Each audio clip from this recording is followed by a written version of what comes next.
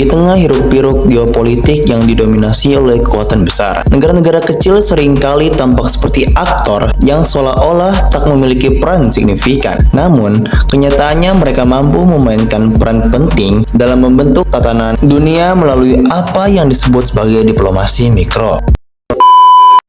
Assalamualaikum warahmatullahi wabarakatuh. Kaifa halukum jami'an? Arjukum fi sihhati wal afiyah. Halo guys, balik lagi bersama saya Mamang Haikal, seorang mahasiswa baru Universitas Sultan Ageng Tirtayasa. Di video kali ini saya ingin menjelaskan terkait aliansi global yang terbentuk dalam peran negara kecil.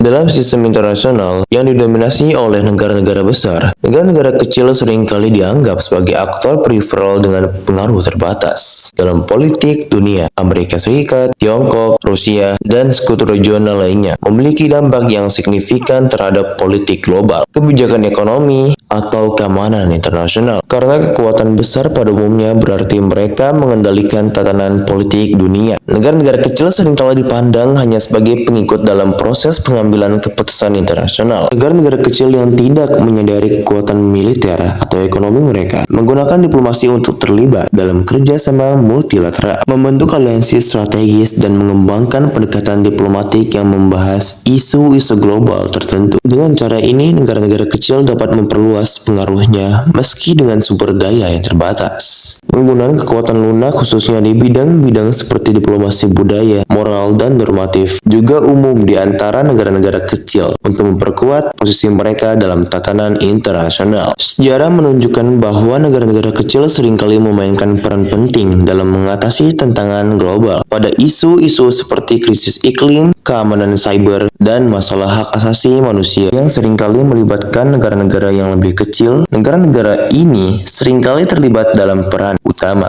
Negara-negara ini memimpin dalam mendorong perubahan dan reformasi global. Meskipun secara ekonomi mereka tidak bisa mengimbangi negara-negara besar. Misalnya, Asosiasi Negara Pulau Kecil (AOSIS) yang terdiri dari negara-negara kepulauan kecil di Pasifik telah lama menjadi pionir dalam advokasi perubahan iklim di tingkat internasional. Meskipun kekuatan ekonomi kecil, mereka berhasil menggunakan suara kolektif mereka untuk memajukan kepentingan mereka di panggung dunia. Partisipasi aktif negara-negara kecil dalam forum-forum internasional dan diplomasi berbasis konsensus. Melalui diplomasi mikro memberikan ilustrasi yang jelas tentang bagaimana negara-negara ini dapat bertindak sebagai kekuatan penyeimbang terhadap para pemain global yang dominan. Fenomena mikrodiplomasi semakin mendapat perhatian dalam beberapa dekade terakhir karena meningkatnya saling ketergantungan global dan semakin kompleksnya tantangan yang dihadapi dunia. Permasalahan global seperti perubahan iklim, pandemi, konflik regional, dan krisis ekonomi tidak dapat diatasi hanya oleh negara-negara besar saja. Pendekatan multilateral yang melibatkan negara-negara kecil diperlukan untuk menemukan solusi komprehensif. Oleh karena itu, mikrodiplomasi menjadi semakin penting di era globalisasi. Untuk melindungi kepentingan nasional mereka, negara-negara kecil harus lebih sering terlibat dalam urusan internasional yang dapat mengarah pada pembentukan koalisi yang lebih besar dan aliansi strategis dengan negara-negara kuat. Hal ini tidak hanya berlaku pada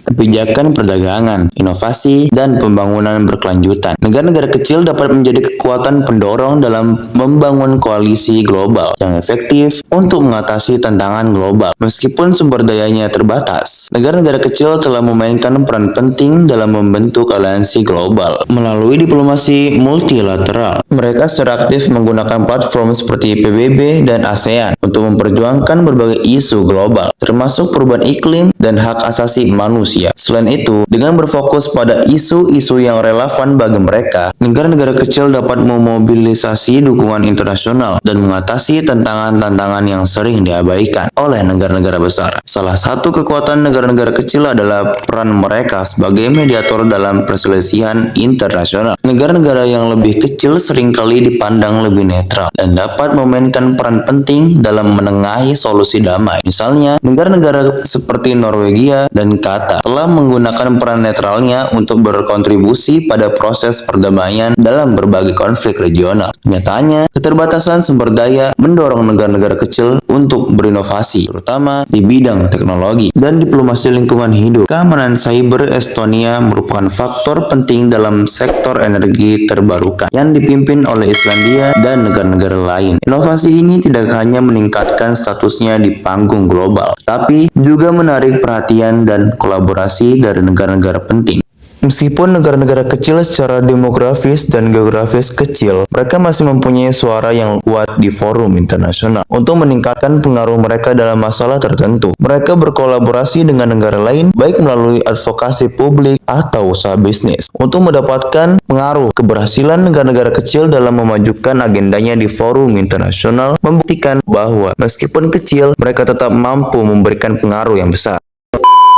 Oke guys, makasih yang udah nonton dari awal sampai akhir. Sebelum penutup, jangan lupa klik like dan subscribe-nya agar kalian tidak ketinggalan video menarik dari channel ini. Saya Ahmad Haikal Afdillah, mahasiswa Untirta Angkatan 2024, pamit undur diri. Billahi taufiq wal hidayah. Wassalamualaikum warahmatullahi wabarakatuh. It's been 12 days, I think I'm thinking straight. Everything reminds me of your face, but is he okay? Maybe